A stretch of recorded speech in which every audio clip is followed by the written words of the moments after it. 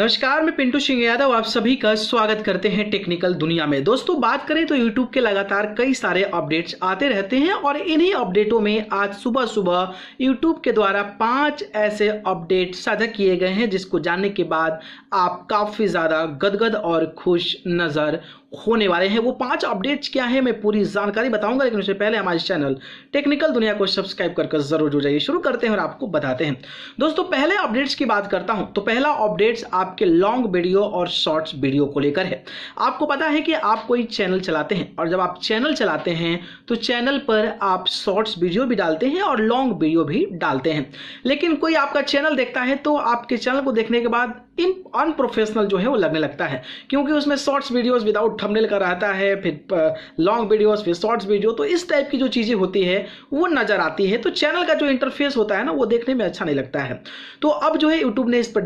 Decide लिया है और फैसला लिया है कि अब जो होगा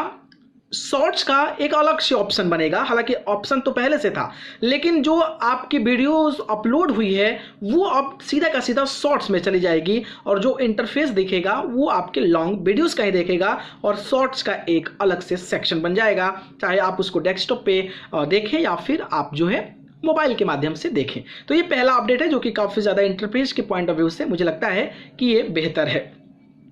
दूसरा बात करता हूं तो दूसरा अपडेट ये है कि अगर आप कोई एजुकेशनल वीडियोस बनाते हैं तो एजुकेशनल वीडियोस बनाते हैं तो या फिर कोई भी वीडियोस बनाते हैं तो आप वैसे ही टाइटल, टैग, थंबनेल, डिस्क्रिप्शंस वगैरह जो लिखते हैं वो तो आप लिखते ही हैं, लेकिन अगर आप एजुकेशन से रिलेटेड वीडियो बनाते हैं तो आपको जो है मेटा डेटा अलग देगा लिखने के लिए, यानी कि अवे फ्रॉम द अलग टॉपिक्स, डिफरेंट टॉपिक्स जो है उसके से अवे आपको एजुकेशन पर देगा, जिससे कि आप अलग से मेटा डेटा जो है वो ऐड कर सकते हैं। और मेटा डेटा ऐड करने से क्या होगा कि YouTube जो है उस चीज़ों को जज कर पाएगा और आपके वीडियोस को वैसे लोगों के पास, वैसे कैटेगरीज के लोगों के पास, वो ज़्यादा से ज़्यादा लोगों के पास पहुंचाएगा। क्योंकि जनरली होता है कि टेक्निकल वीडियोस हो या फिर एजुकेशनल वीडियोस हो तो वो जनरली रिकमेंडेशन से सजेशन में जाता है, तो YouTube जो है उसको और भी ज़्यादा से ज़्यादा लोगों के पास, जो इस प्रकार के ऑडियंस है उन लोगों के पास पहुँचाने की कोशिश करेगा। तो कुछ एक्स्ट्रा जो है मेटा डेटा ऐड कर रहा है। तो ये जो है वो आपका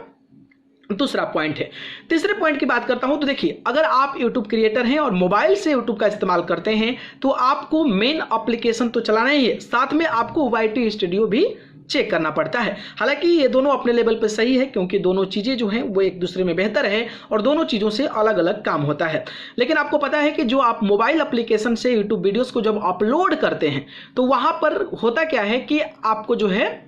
थंबनेल लगाने का ऑप्शन नहीं आता है। ठीक है, तो थंबनेल लगाने का जो ऑप्शन नहीं आता है तो आप YT स्टूडियो में जाते हैं, देन वहां से एडिट कर कर आप जो है थंबनेल को कस्टमाइज करते हैं। तो अब क्या होगा कि अब जो नया अपडेट कुछ ही दिनों में आने वाला है कि लोगों पे आ भी गया है, उसमें क्या होगा कि जब आप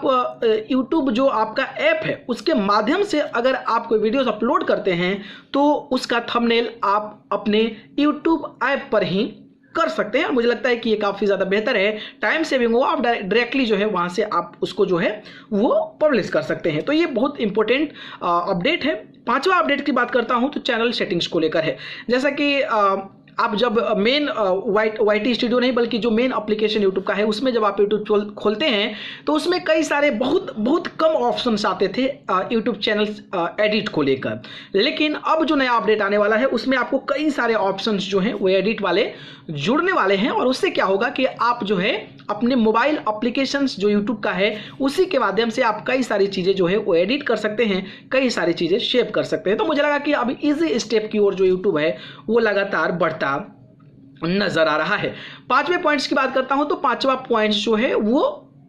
इंपॉर्टेंट तो उतना नहीं है, लेकिन फिर भी मैं आपको बता दूं कि जब भी आपका कोई वीडियोस देखता है तो आप एनालिटिक में आप या फिर आप अपने चैनल के एनालिटिक्स में जाकर चेक करते हैं तो आपको पता चल जाता है कि how much people watch your videos, like how many female and how percentage of male, यानी कि मेल और फीमेल का रेशियो क्या है, परसेंटेज क्या है कि कितने लोग जो हैं वो आपके चैनल को देख रहे होंगे। तो आपको अंदाजा लग जाता है कि मेल इतने देखते हैं, फीमेल जो हैं वो इतने देखते हैं। तो इससे क्या होता है कि आपको अंदाजा लग जाता है कि आप कैसे ऑडियंस को और किस टाइप के लोगों को चीजें दे सकते हैं। लेकिन इसके अलावा अब क्या होगा कि अब अदर्स भी दिखेगा, यानी कि मान लीजिए आपने कोई ईमेल आईडी क्रिएट किया और आपने ना ही मेल भरा ना ही फीमेल भरा और आप अन्य भर दिए, तो अब जो है अन्य का भी ऑप्शन आएगा और यूजर स्पेसिफाइड करके कुछ उसका अपडेट है, तो उसमें वो शो करेगा कि मेल इतने देख रहे हैं, फीमेल इतने देख रहे हैं और यूजर स्पेसिफाइड जो है वो इतने देख रहे हैं, जिसमें कि ट्रांसजेंडर हो सकते हैं या फिर जो ईमेल आईडी क्रिएट कर रहा है उस समय अपने आप को मेल या फीमेल में नहीं दर्शाया,